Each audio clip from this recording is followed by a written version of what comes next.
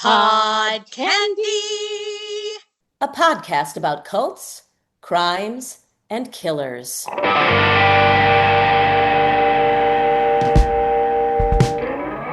Hey everybody, it's Pod Candy. Okay, that was a solo. We have two people today as our special guests, as an addendum to our Ed Gein episode from last week.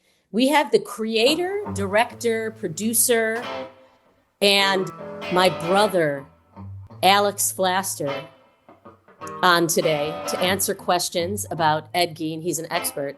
And we have the famous author, Adam Rockoff, who wrote horror books. He wrote a horror book based on Ed Gein. Am I correct about that, Adam? Based on Ed Gein, but I wrote a book about slasher movies, and a lot of these great slasher movies, they take a lot from both the Ed Gein case and the Ed Gein legend. Yeah, so he can answer our questions about how Ed Gein got into the pop culture as all these different characters that we had mentioned in the other episode. So without further ado, we've got Dori, my partner in crime, and we've got Dr. John Maya. I have to say it like that now, Dori. So we're ready. Outside my window, it's only raining. When the wind blows, I feel pain. I don't need no doctor.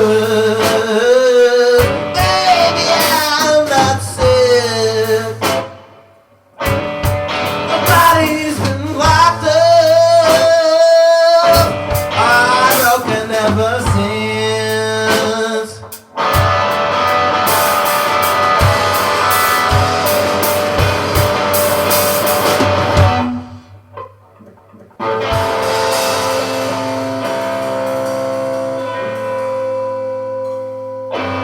So, kicking it off, Alex. Yeah. From the show, first of all, I want to hear a little bit about your experience working on the show, working on the Ed Gein case. If you met did you meet anybody who knew Ed? Mm-hmm. I believe you did, but did you meet the people in the town? How were you incorporated? Did you go to the town? Tell us about that experience.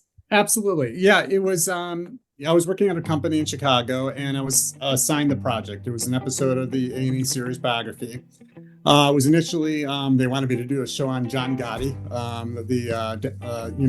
Teflon Don, but that fell apart. I don't remember why. And then they gave me the Ed Gein case. I didn't know who the hell he was. I had no idea. So I looked it up and, I found it fascinating. And the thing I found most fascinating about the Gein case wasn't really the crime. It was the legend, the how he had just been all these characters from these movies that I'd seen growing up were based on him. The three that we talk about in the show are Psycho, Texas Chainsaw Massacre, and Silence of the Lambs. So I did my job, which is, trying to find people out there that were involved in the case. And I produced this in early 2000s, and the case was in 57. So I was certainly fortunate that there were still people that were alive. And that was, I think, the thing that really sort of blew my mind and what makes it such a special project, which is this guy is in many ways, and we talk about it in the show, there's the myth of him. He's like the boogeyman in many ways. And to be able to meet people that actually spoke to the boogeyman, that had him in his house, that worked with him, that had lunch with him, that saw him in the street and interacted with him was just such a fascinating and rewarding experience. The case took place in Plainfield, Wisconsin. I was living in Chicago at the time, so it's just a quick drive across the border. So yeah, I was in Plainfield. I was there several times. It's a small, tiny town. You wouldn't think anything of it. It is like a million tiny little towns in Wisconsin, barely a main street, barely anything really. And it was a terrific experience. And like I said, it was this pop culture connection, I think, that really drew me into the Gein story. I mean, unlike my partner and good friend Adam, I don't like horror movies. I've seen a lot of them. It was growing up, it was kind of a rite of passage to have to watch all these fucking movies, Nightmare on Elm Street and you know, Halloween and all these movies. I didn't particularly enjoy them, but I knew I had to watch them because otherwise, you know, you're a wuss. This was the 80s. But Texas Chainsaw Massacre in particular, obviously it's a horrifying movie. And it's scary and it's well done and it's gritty and all this stuff. But there was one aspect of the movie that made it, that just left an imprint on me and that just scared the hell out of me, unlike other horror movies. Adam, you commented it on in the show, I think. Do you remember what it is? What is it about Texas Chainsaw Massacre that creeped me out? A certain fact that, you know, in the beginning of the film that creeped me out more than any other horror movie. What do you think it was? I'm going to assume it's the title card that says it's based on a true story. Exactly. Yeah. And that is the, you know, when you see that and you're like, holy shit, Leatherface walking around with a giant chainsaw. How the hell is this story based on a true story? And then you start doing research and there's Psycho. And there's Buffalo Bill. I mean, these are some, you know, some profound characters in the history of cinema that, you know, have left an imprint on so many people's minds. And it's all attached to this, all linked back to this one little unassuming 5'6", you know, little man living in Plainfield, Wisconsin, nowhere, Wisconsin, in 1957. How the hell is that possible? And just being able to unpack that and talk to people that actually knew him and interacted with them, especially those journalists too that came to the town. And it was an amazing experience professionally and personally.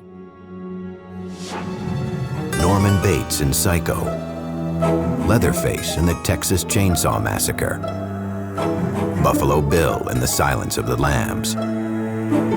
Each of these characters had its origins in the same true story, the unspeakable crimes of a single man. His name was Ed Gein. I wanted to jump on the fact that what both of you were saying, Adam and Alex, that in horror and in crime, the fact that this can happen is one of the most frightening things for people in society. You know, you can take a look at, you know, Bela Lugosi and Dracula and the Frankenstein monster, and they're scary movies, but do they really scare you to the core, like the possibility of Leatherface living next door or Ed Gein being in your community?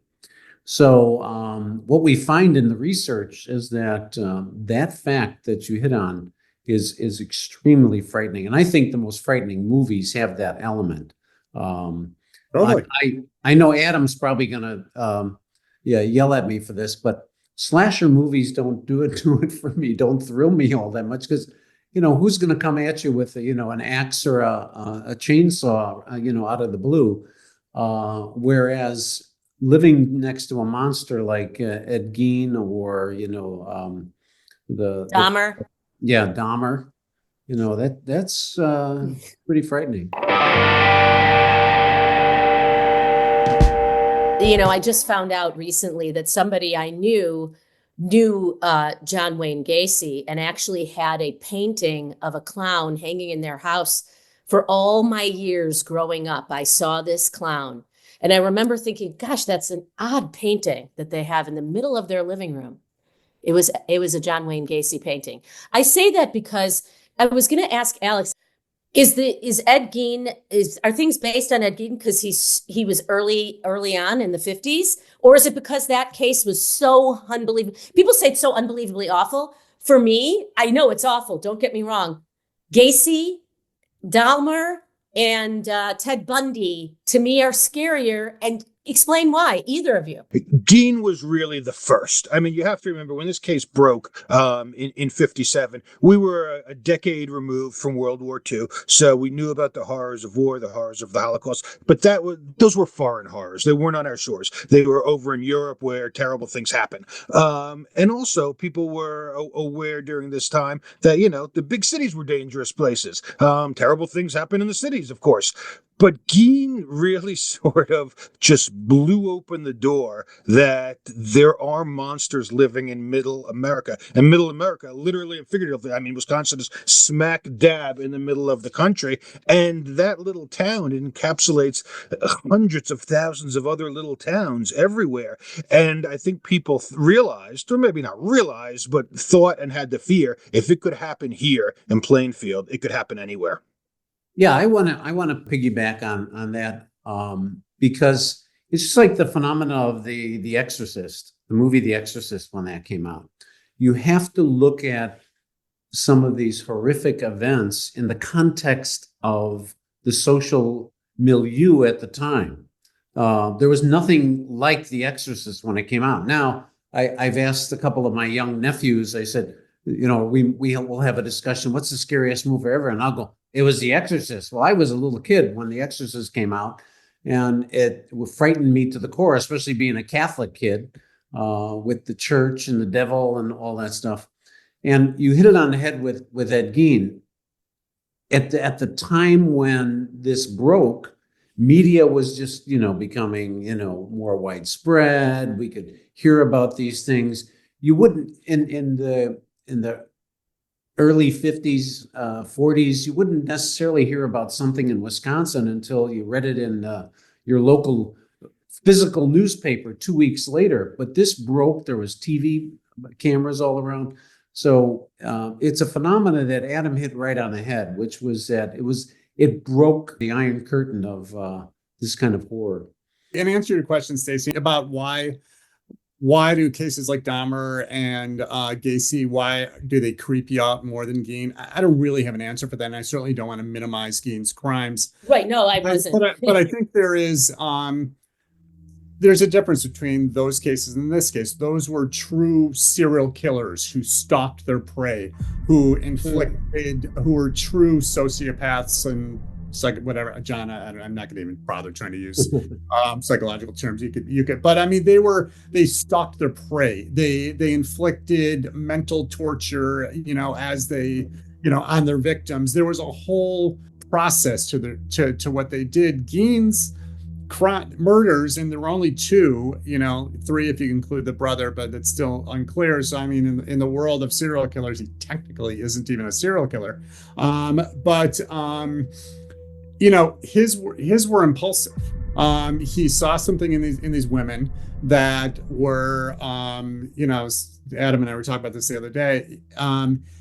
In terms of why he killed these women, Mary Hogan, who was the bar owner, and then Bernice Worden, who was the hardware store owner, I think he saw them as a sort of antithesis of his mother, the type of person his mother preached against. Mary Hogan was, she swore, she drank, she was whorish, all those things that her mother would say about women. And then Bernice Worden was a self-possessed business owner. That also is not something that his mother would take pride in. So I think those were factors. Now, the other factor in him picking these victims, I think, might have been more practical. We know what he did with the bodies. These were large women. I don't know if you've seen Silence of the Lambs, you kind of know where I'm going with this. So that might have been a factor too. But in terms of the murder, they were very impulsive. Mary Hogan, I mean, there was blood on the floor. He shot her on sight. There wasn't a process behind it. There wasn't he wasn't trying to torture her. He was trying to, and John, I mean, his crimes have always sort of made sense to me in a really weird way, in that if you take a guy who had, whether he's schizophrenic, I mean, clearly he was mentally ill, who had this mother who was the quintessential religious, preaching, psychologically damaging mother. Think, for the movie Carrie or something like that. It all sort of traces back to Ed Gein's mom. You take it in 1957, you take it in this farmhouse in the middle of nowhere, Wisconsin, and then she dies and he's just left alone, and he's looking for a way to reconnect with his mother, and in his own twisted, weird, fucked up way, quite frankly, this is how he does it. It's horrifying, but he, makes these suits and wears the skin and, in the body parts and and it always sort of made sense to me. If you take all of these factors, middle of nowhere, severely mentally ill, crazy ass mother. She dies, left alone to his own devices, and he's missing this connection. You know, Norman Bates kept his mom up in the attic. What does Ed Gein do? How does Ed Gein reconnect? And that was how he chose to do it. It's crazy, it's fucked up, it's disgusting, and it spawned a gazillion different movies. But it always sort of, just a twisted, bizarre, weird way, and I'm not sure what this says about me, it always sort of made sense to me. Gein, what he did. I don't know. John, am I crazy? What you're describing, Alex, is what we call in my field a linear analysis. That A plus B equals C. With this. The pretty fucked up C, though. Oh yeah. Well, we were talking about that in our episode on Ed, our episode number 2 of Pod Candy. We can't wrap our heads around the primitiveness and the animalisticness of what he did.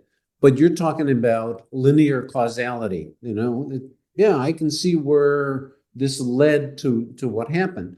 And a lot of times we're going to find out in maybe future episodes, there's going to be like, how can we explain it? How can we really understand it? One of the things that I've been noted for in my field as a consultant on these cases is, and it's been, to me, it was logical, but to law enforcement, it was like, wow, that's a breakthrough. And that's about getting into the criminal's worldview. And you're kind of saying it, Alex, that Ed had a worldview that made sense to him. This is what I made the point last episode about his mother dies. Now he has the freedom to exercise this worldview that, these fantasies and these urges that he had. I think it went beyond recreating mommy, although there was elements of that, but there was just a lot of obsession with women and what women are, what are they made of. So therefore, I'm picking him apart and taking him apart, etc., because he was excluded from learning about women. Just think about his background. He had no real female contact except for maybe some of those townspeople that probably kept him a little bit at arm's length because he was so weird. When you listen now, the women that would talk about it, they felt kind of funny when Ed would look at him. He would give off kind of a funny, it made him uncomfortable the way he would stare at him. Something about his eyes that bothered me. I didn't feel like he was a person I would trust. Strange. That's why cults and crimes are very similar, because it seems as if he was, his mother was almost like a cult leader, keeping him insulated in the house. And then all he knew, so he didn't know about women, just like some of these cults with these, these very, very evangelical or very, very far right Christian groups. They do not know anything about women or men or and what to do or how it's done or anything. Have no education. And I feel that causes these kinds of things and for levels.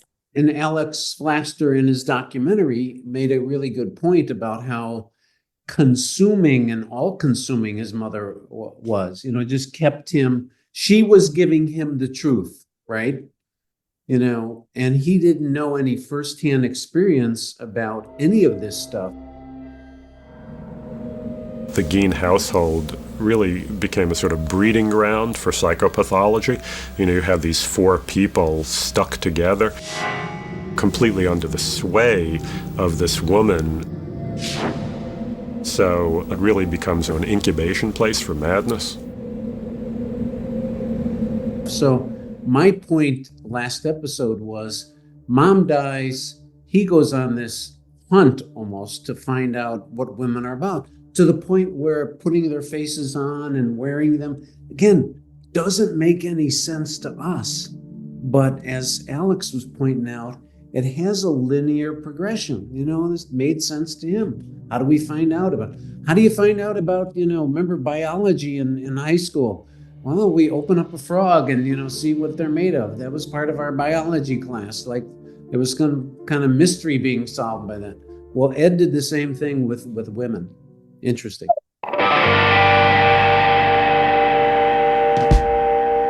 So, Alex, a lot of people myself being number one, really want to know what happened with all the skin stuff.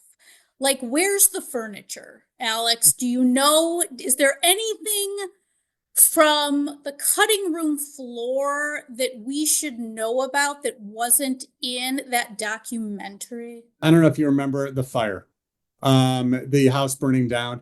I mean, if that house hadn't burned down, I mean, even with it burning down, I mean, it attracted hundreds of people. The car found its way for years and years and years at different Sideshows. sideshows. Adam, I see you moving back and forth. Do you know something? I do know something, or I'm just being twitchy. But I actually have a very quick, funny story about that you might remember. So I go to a lot of horror movie conventions where I hang out with like-minded horror fans. We watch movies, we talk, and there are some interesting characters there. And the horror movie sort of industry has a lot of crossover with serial killer fanatics. And there's a lot of people who are just interested in serial killers, obviously.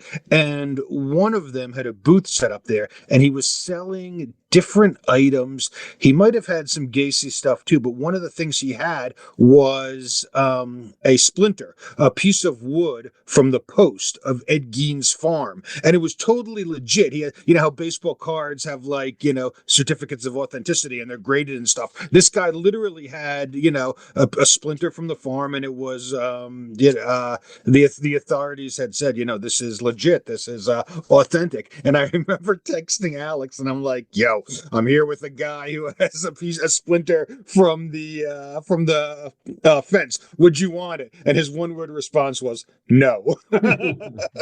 So anyway, there's a whole cottage industry, of these people who collect and sell and trade and are interested with serial killer memorabilia. We did see that the chairs were being taken away, and that the police obviously took out a lot of, the heads, the hair in the bag. Where does all that shit go? I mean, this is it all at these conventions? I buy? No, honestly, I think what I'm trying to get at is maybe I want a skin chair in my place. Maybe what's wrong with it? Ashley furniture, who knows? But I am kind of interested because I know in the documentary you guys make it known that people want to see the house that's now burned down, or people would go, but there must be that curiosity, oh, I'm in Plainfield, let me check out, because that's really what Plainfield is known the for, Ed Gein right? Museum in Plainfield. Yes, it's coming 2026. Yeah, the town certainly was doing whatever it could to sort of pretend Ed Gein never happened. I mean, they were gracious and nice to me, and for the most part, just kind of left me alone. Most of them probably had no idea who I was or what I was doing there, but it certainly wasn't something that they were proud of or were trying to make, or more importantly, were trying to make money off of. They really weren't. In terms of the items, yeah, I mean, obviously, just the basic stuff, his chairs, and not even the skin ones, just his furniture and stuff. Then the house in the barn, that all burned down. There was stuff taken away by the Wisconsin Crime Lab. I'm assuming they held on to that stuff for a while, but even if it's the Wisconsin Crime Lab, it's 1957. I can't imagine. I mean, I'm sure at some point they disposed of the stuff. I don't know the answer to this. I'm asking everybody, when a case is closed, when it's been adjudicated and everybody's died, do they get rid of all the evidence, or do they save it forever? Not necessarily. I get involved in that end of cases. And here's the reason why not, is because there might be other victims that come up, 20, 30 years from a particular crime. And in a case like Ed, which I believe, I have a theory that he killed more than just the two people, 3 people with his brother. I'm convinced he killed his brother. But they do hold on to it for an indeterminable length of time, because another victim may come up, a family may be missing somebody, and you never know what they can find through some of the evidence that they have on file. So it could very well be, Dori, that there's a little warehouse in the Wisconsin Crime Lab that has a bunch of boxes of Ed Gein. Somebody's getting a birthday gift. Doing the summer. I'm excited. It is possible, but I'm pretty sure I would have tried back then to find out. I mean, as fucked up as that is. Alex is sitting in a chair right now, everybody. We don't know for sure if that is not. It could be from the chair crime from lab. Gene's Yeah. house. And in response to what you're saying, John, I also agree that most likely killed his brother. I think the running theory was that his brother was kind of getting on Ed's case about, his relationship with mommy, and he just wanted him out of the picture. I certainly think there's validity in that. In terms of other victims, the only reason why I disagree about that is that Ed isn't the type of guy that was venturing that far beyond Plainfield. I mean, he did have a car, he did drive, obviously, but he didn't strike me. There wasn't really evidence that he ever traveled much farther out than Plainfield. And if people were disappearing in Plainfield, Wisconsin, it was only 700 people, reports would have been made. Obviously, I don't know. And why I say it, and this is important for our audience as we'll, talk about more cases like this, there's usually a progression of violence. The people probably know the stereotypic, starting to kill and dissect animals and, be cruel to animals and other forms of violence that just boundaries get, passed and with these kind of people. So that's where I'm thinking, did he hurt somebody? Did he inflict violence on somebody else prior to these murders we know about? Well, here's the question though, John. In Ed's mind, I don't know the answer to this. In Ed's mind, was there actually any difference between killing these two women and robbing graves? No. The end result is the same. So, I mean, he was robbing a lot of graves. So the progression was there. I mean, his mind, I see a difference between Ed, the type of killer he is, and the classic serial killers that we know about, right? I mean, there is some, Yes. Yeah. Right. The urge to kill, the right. I mean, it's well, yeah, Alex, I talked about it in the episode number 2. Is that the difference is that Ed, it didn't seem like a lot of hate. I don't say he loved these women, but these weren't hate crimes necessarily, and that distinguishes him from a lot of these popular serial killers. Usually what we see is some anger, some hate, some disgust. We don't know because we never really got in depth with studying Ed while he was alive, but there's no evidence of hate or anger.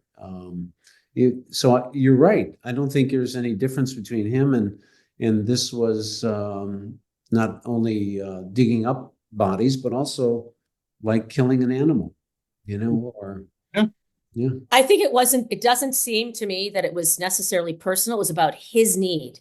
So however he could soothe his need, he would do that. Right. Like Dori said in our last episode, which was really funny, but I actually agreed that he's sort of cute, like you look at him, well, so is Ted Bundy, but like sort of meek and cute with good posture and seems really nice and sweet, so to me, I think that's why somebody like Dahmer or Gacy or Bundy are more scary to me, because there's like a sinister sort of every man. The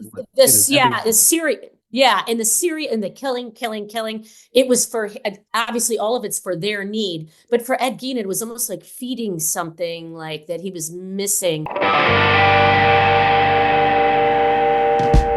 How do you keep skin in good shape with no preservation? Like I was going to ask you, I'm back on the skin with Dori.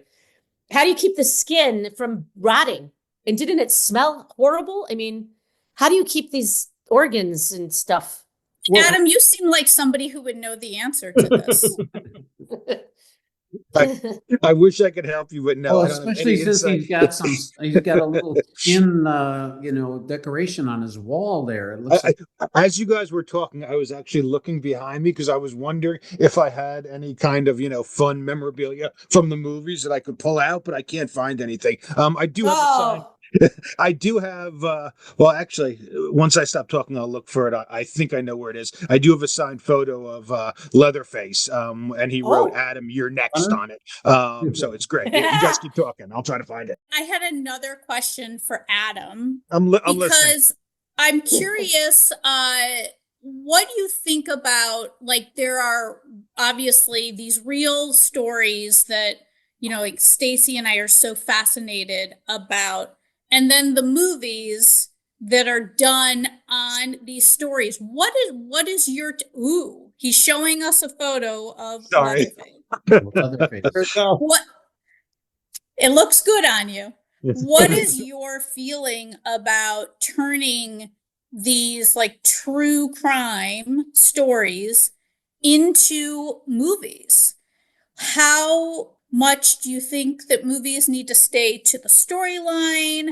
Do you think movies are better about these disgusting crimes than the actual documentaries that go about them? Talk a little bit about that for us. I think it depends completely on the specific movie, on the specific work of art. One of the things about Gein that is so interesting is, as awful as his crimes were, if you look at the movies, at least the big ones that were made right after, or because we were talking about it before, let's just say Texas Chainsaw and let's say Silence of the Lambs, the filmmakers made a conscious choice, obviously, not to stay too close to the story. And the reason I think for that is because it was more horrific and more interesting to make the carriers more in the classic mold of serial killers who actually went out and stalked their prey and killed them. I mean, there's no doubt when you look at both Leatherface and Texas Chainsaw, Buffalo Bill and Silence of the Lambs, that these guys are far, far scarier than old Ed Gein was sitting in his shack in Plainfield. My personal opinion is 9 times out of 10, I think. I mean, regardless of how true the movie stays to the actual story, most of the time a documentary is more horrifying. The one movie that jumps out at me that, I mean, it's also kind of even loosely based, but I think it's fascinating. Adam is a fan as well. You referenced it the other day, at least the second one, Henry, Portrait of a Serial Killer. That's a phenomenal movie. And I think it was based on Henry Lee Lucas. So, and it wasn't, and it's not really, I don't even know the Lucas case well enough. I mean, there's a lot of sort of kind of like Gein. I think Lucas, there's a lot of sort of question of, did he kill as many people as he claims kind of thing. But the movie is amazing. I mean, and it's horrifying, and it really gets into the psychosis of the person for the most part, though. But like Chuck Perrello, the guy in the documentary Gein who made that movie, Ed Gein, the movie's terrible. I hope he's not listening to this. But I mean, it's not a good movie. He was great because he researched the character and everything. So, I mean, I really liked him, but it wasn't a very good movie. And Adam was saying that the same director directed Henry, Portrait of a Serial Killer Part 2. And apparently that wasn't a very good movie either. But for the most part, I think a documentary is more horrifying. It goes back to that this really happened. This is reality. Rather than we know. That's one of the ways in which people cope with horror movies, especially gruesome horror movies. You can distance yourself from it because this is not going to happen. It's Hollywood. They made it up. It's exaggerated, so it's not real. But when you have a documentary like you made, Alex Flaster, it really brings us to, wow, this is reality, and these people lived with it. Which, by the way, and I'm dying to ask you this since we started, so I'm going to slip it in here right now, inappropriately. Were you in the house? Were you in the house before it burned down? No, it burned down in the 50s. Ah, okay. So I was going to. No, we drove up there. We went to the farm where it was, and it's just empty. It's just farmland. Yeah. Oh, it's just barren. Like there's nobody living there, even, or. There might have been, but it was a giant farm. I mean, there wasn't really anything in the spot. I think the structure that was Mary Hogan's bar was still there. I seem to remember filming the outside of that.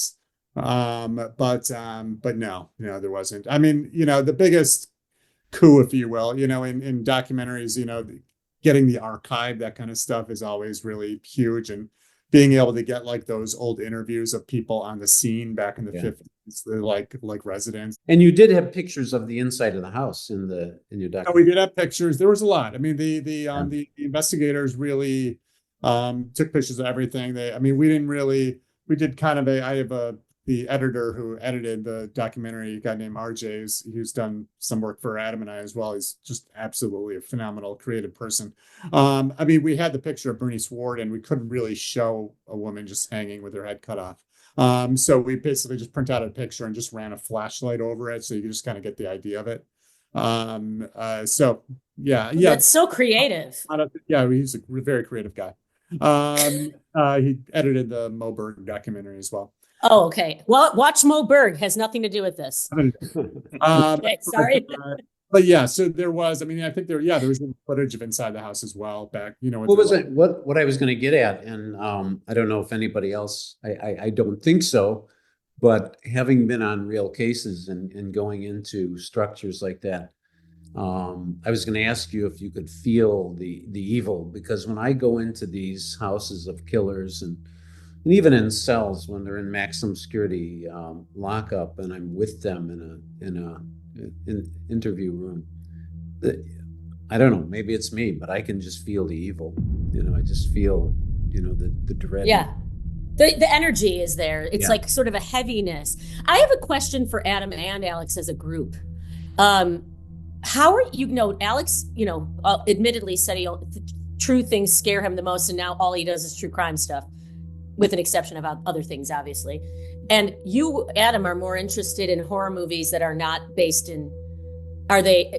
So my question is, how do you guys work together, and how do you balance each other out when you're doing these things? Like, for example, the Ed Gein, I know Adam didn't work on the film, but then there's other things you guys have done together. Tell us about that. Well, I think we have both different skill sets that we bring to the table. But I will say, and this has been borne out many times, we share a lot of the same artistic sensibilities. There have been tons of times when we're looking at a cut of a film where we're sitting next to each other on a couch, and I'm about to say something, like make a comment about it, and Alex will beat me to the punch and say something, and I just nod my head because that's exactly what I was going to say. So I don't want to be so dramatic and say, it's like one mind we're working, because it's certainly not, because we both bring different things to bear. But we do share a lot of the same sensibilities. Look, if we were going to start a project from day one, there's no question I would work more on the business end of it, raising the money, dealing with the contracts, all that, while Alex would really conceive the entire creative look and the creative feel of the project. But we've both done things separately, and we both have the capabilities to do it ourselves as well. But we certainly also enjoy working together. It's a lot of fun. Absolutely. Alex, before you answer, when I hear people talking about you, and I'm your sister, it makes me so proud that you're so successful, and you and I have worked on one project together, and now this is kind of the second one, but it's wonderful to have another creative person in your family. I mean, my mom is creative and my dad thinks he's creative, or maybe he is creative. But it's just nice to have this sort of balance with me and you. And how did that happen? That'll be saved for another podcast. Absolutely. Now you put in but I'm very proud of you. Hopefully not a true crime. Yeah, right. Hopefully not. I don't know who would fit in our episodes, the Flasters, Yeah, it's just us. We'll need some Andy of Mayberry theme music or something, Yeah, right, exactly. It's all in the family. Yeah. Al, what were you going to say? Well, the one thing I'll say, first, thank you for the compliments. I'm currently freelance, so if anyone listening is hiring, give me a call. But beyond that, I mean, as far as Adam and I work, oftentimes when I describe our partnership, I describe it very simplistically. I say Adam gets the work and I do the work. But that is absolutely a simplistic. First off, it's much hard. He has a much harder job. It's 1,000 times harder to get somebody to actually sign a contract and write a check than it is to actually make a TV show. But that's also being simplistic. Obviously, I've been involved in the development process, and Adam has been involved, deeply in the creative process on a variety of levels. But I mean, in terms of like our working relationship, I mean, I've always viewed our relationship, the reason we've been successful is just because we are not afraid to be honest with each other. We oftentimes will pitch ideas to each other, and neither one of us is afraid to say that idea just sucks. And sometimes, what Adam tells me, it's usually Adam telling me an idea sucks. Sometimes I get a little annoyed, but, I move on. But what's also good is that even if he says an idea sucks, if I press him on it, if he sees that I'm passionate, oftentimes he'll relent and say, okay, we'll pitch it.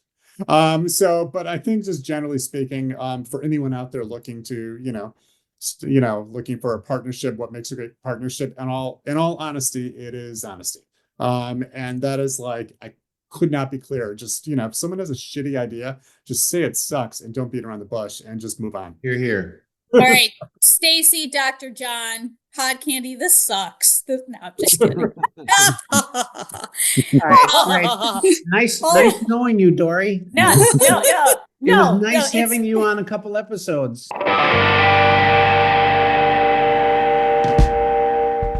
Alex, is there any like killer or cult that you would want to do a documentary about that you haven't as of yet? I honestly don't know. I mean, obviously there's a lot of cases out there that have been done to death. Actually, I know. The one that I've always wanted to do, it's a very old one. Do you know what it is, Adam? Very old, like 100 years old. It's probably the same one I'm thinking of. Go ahead, say it. H.H. Holmes? Leopold and Loeb. Oh. I've always wanted to do Leopold and Loeb. I absolutely am fascinated with that case. It's a Chicago case. The greatest true crime book I've ever read, called Compulsion. It's just fascinating. It's just the psychology of these two guys. Adam introduced me to what is now my favorite Alfred Hitchcock movie, which is based loosely on Leopold and Loeb, Rope. If you haven't seen Rope, check out Rope. It's fucking awesome. Wow. But that case. I don't know much about Leopold and Loeb, but Mom was really into it. Was there another book written about Leopold? Or was there another book? It was good. It's Compulsion. Mom, our mother was actually the one who told me about it. Yeah. Oh, really? Okay. And I'm putting it up there with like In Cold Blood, like that good. Yeah. Okay. Adam, I don't think I read it. I'm dying to hear Adam's. Adam. Yeah. Choice. Well, you can't be dying to hear it because you said it. Go ahead, take it away, John. Holmes? What was I going to say? H.H. H.H. Holmes. We finally need the definitive and really one of the first big budget movies about H.H. Holmes. Leonardo DiCaprio has been circling the project for years.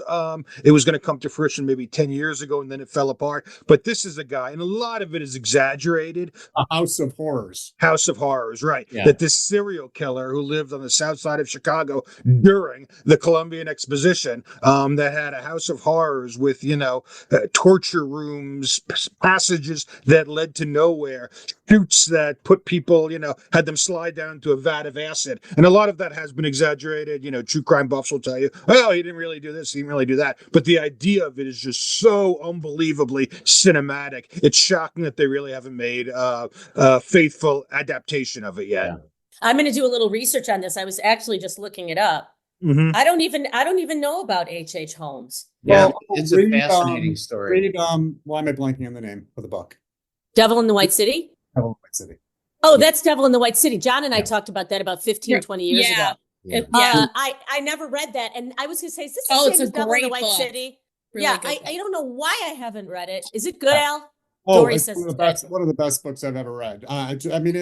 What's amazing about it is that, so it's obviously about. I'm writing this down. But the World's Fair and H.H. Holmes, every chapter switches off. So one chapter will be about the World's Fair and creating it and the Ferris wheel and the White City and all that stuff and high rises and elevators and all this shit. And then the other chapter will be about H.H. Holmes. And I have to be honest, I'm probably in the minority, but I actually enjoyed the chapters about like the White City and the creating. I should say I did too. It was just so fascinating to me. It's fascinating. I actually directed, I don't know if anybody knows this. Oh yeah, you do know. I have a theater school, but I'm also a director and choreographer. And I directed a staged reading of a show called White City. It had nothing to do with H.H. Holmes. It was only White City and about that and about a death that happened there. And just, it was a really cool show, but I found those architects so fascinating. So I only know about that aspect of it. I don't know about the H.H. Holmes. So I will read that book. Thank you for suggesting it. Or I'll listen to it. I tell people I read, but I don't really read. I listen. As Adam pointed out, the story is incredible. I will say Devil in the White City, I agree with Alex. I like the parts that drew me were the creation of the World's Fair and the development of the parks around Chicago, Burnham, and all that. The author, I don't think the author could have done a better job with the crime and the the horror of H.H. Holmes, it was kind of, it was just kind of there.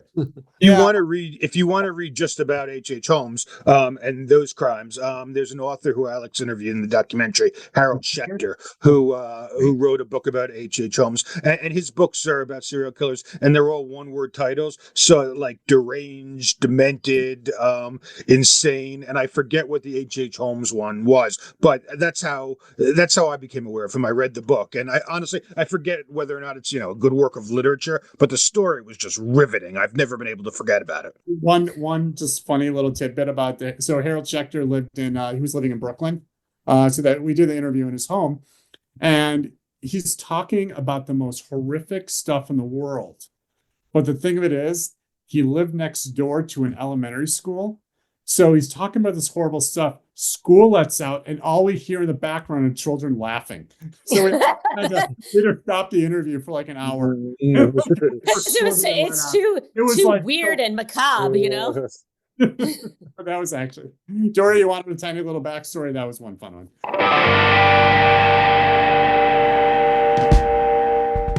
So is there anything else that, I feel like Adam, is there anything you wanted to tell us about those three characters that were based on Ed Gein, and which one you might have thought was the most effective or the most scary or the most, I think they're all scary, but I really thought Buffalo Bill was scary. But me and Alex agree that we think that Psycho, Norman Bates, might have been the scariest.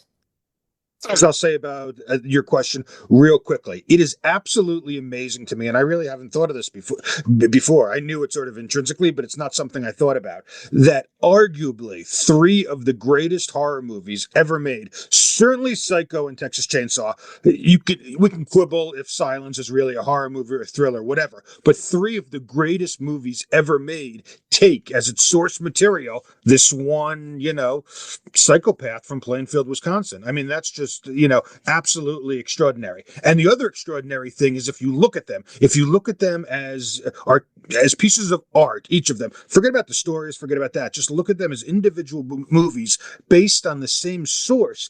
It's unbelievable how different they are.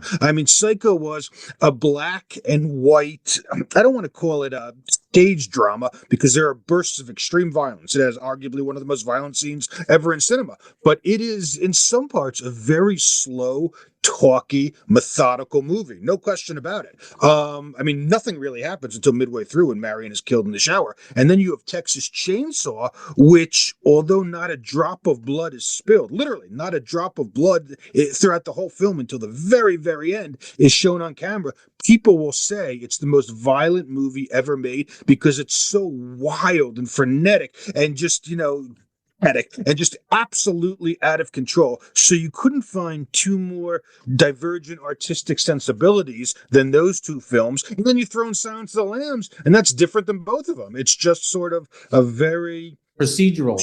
Yeah. There you go. And we'll end with that. Yeah, absolutely. A great, brilliant procedural thriller. Yeah.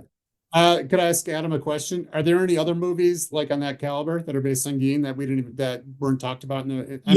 There are tons. There are movies like Three on a Meat Hook and Deranged, but none of them, even though they may be more faithful to the Gein story, none of them are as good as Psycho, Texas Chainsaw, and Silence. But what I do want to say about cults, even though we haven't talked about cults at all, I know about your previous episodes. If people are looking for a good cult film, one of my favorite all-time horror movies. My favorite changes all the time, but if somebody says, what are your top five? This is always in the top five. It's from the 1970s called Race with the Devil.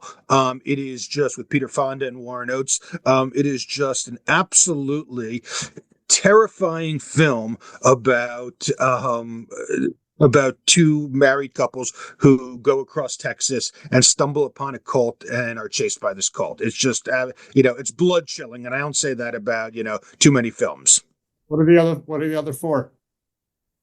You said top five. Oh, my favorite films. Usually if somebody puts me on the spot, and it's not real interesting because, they're all well known, but I'll always say probably Creepshow, Nightmare on Elm Street, Halloween, maybe Poltergeist. So, not exactly films that have flown under the radar, but they're my favorite. Oh, Jaws. Jaws 2, but I don't really know if that's a horror film. Jaws 1. Just kidding. I know you meant Jaws also. And, No, and you I didn't bet mention Jaws The the Revenge. Exorcist. The Exorcist. Little known fact, I don't think I've seen it. I don't think I've seen the whole Exorcist. I think it was boring to me. I don't know why. And this is when I was younger. I should probably revisit that. In the context of when it came out, I think there's a documentary on the making of The Exorcist, which was fascinating because they showed footage of people standing in line and also coming out of the theater, and people were passing out and throwing up. Oh, wow. It was quite a. People are really sheltered. Yeah. People are passing out and throwing you up. have to remember, Stacey, I mean, this is, and we can end on this maybe, but you really have to take into consideration the culture of the time, because John's absolutely right what he's saying about people fainting in The Exorcist, and you can sort of see that today. But what boggles my mind is when Frankenstein came out in 1931, people went to see that and were literally fainting in the streets. Women had vapors. I mean, they were like, oh, I mean, when Frankenstein was shown for the first time. And now our kids would look at that and they would be bored and laugh and just, it's so hokey and silly. But at the time, it was something, more horrific than people had ever seen.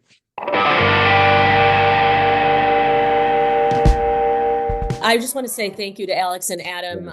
There's an endless amount of questions. I have a lot more, but we'll just have to do an addendum to this podcast and then do another addendum to that one, and then just keep doing addendums to one podcast. Fun. That would be more fun if Alex and I were sitting together and we could do it, but we're both at our own houses, unfortunately. No, that's okay. I just appreciate you. Thank you, John and Dori and Dr. And Dori, do you have any last minute closing thoughts? No, I really enjoyed speaking with the two of you. Come back every time. Not just anytime. Come back every time. Every time. But you can definitely find us on our website at podcandypodcast.com. What else am I supposed to say? Are there other endings? We'll do another ending later, but Dori, can we try to harmonize Pod Candy right now? If I say 1, 2, 3, and then we do it? Okay, ready? Yeah. 1, 2, 3. Pod Candy.